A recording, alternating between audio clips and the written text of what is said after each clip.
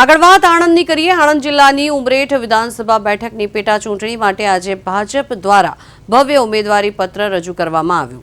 સ્વર્ગસ્થ ધારાસભ્ય ગોવિંદભાઈ પરમારના પુત્ર અને ભાજપના ઉમેદવાર હર્ષદભાઈ પરમારે આજે મુખ્યમંત્રી ભૂપેન્દ્ર પટેલની હાજરીમાં વિજય મુહૂર્તમાં ફોર્મ ભર્યું।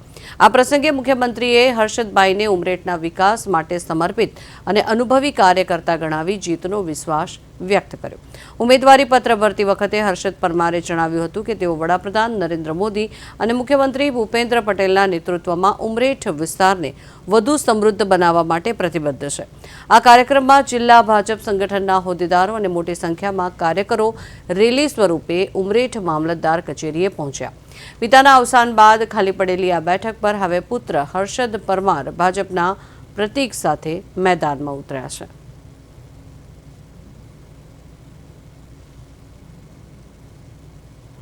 વિધાનસભાની પેટા ચૂંટણીમાં આદરણીય હર્ષદભાઈ પરમારે જ્યારે ભવ્ય રેલી સાથે અને સૌના આશીર્વાદ છે જે પેટા ચૂંટણી હર હંમેશ જ્યારે ગુજરાતમાં આવી છે ત્યારે ભારતીય જનતા પાર્ટી ભવ્ય મતોથી જીતી છે। હું આપ સૌને એક વિશ્વાસ અપાવીશ કે આ ઐતિહાસિક જીત હશે અને ખૂબ સારા મતોથી ઉમરેઠ વિધાનસભાના ઉમેદવાર તરીકે આજે જ્યારે મેં ઉમેદવારી નોંધાવી છે ત્યારે મારી સાથે રાજ્યના યશસ્વી મુખ્યમંત્રી ભૂપેન્દ્રભાઈ પટેલ સાહેબ,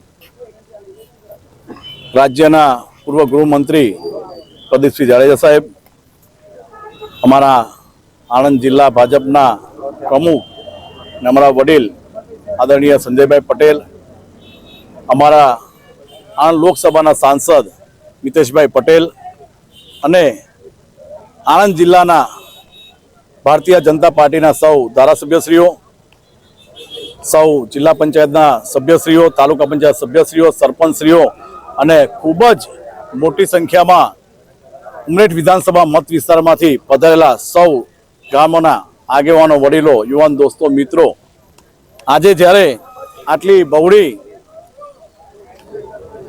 સંખ્યામાં જ્યારે ઉમરેઠ વિધાનસભા મત વિસ્તારમાંથી પ્રજાજનોએ મને જ્યારે આશીર્વાદ આપ્યા છે તો આપ સૌને વાત જણાવવા માગું છું કે આ આશીર્વાદ એક મત